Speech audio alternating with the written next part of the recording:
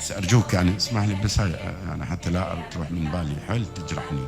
أنا قاعد فاتحة بالديوانية، ديوانية ديك القادسية يعني، قاعدة فاتحة، والفاتحة يجوها ناس من بغداد من شيء أظهر مسؤولين كبار شيء لهم علاقة بأهل الفاتحة، فاللي يجي يشوفني قاعد يجي يسلم علي من عندهم.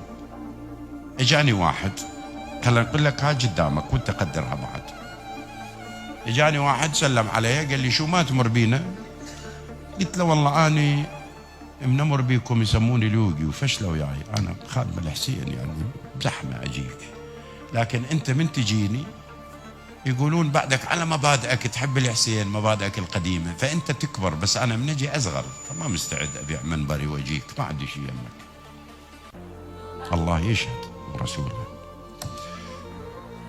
قال لي مو كنا نجيكم؟ قلت له من كنتم محتاجين صوتنا؟ نخدت اصواتنا وقشمرتونا بعد انت مسكن ما تتمكن بعد انتم مو بحالنا. هذا كله سهل، بس تدري رد علي بكل وقاحه.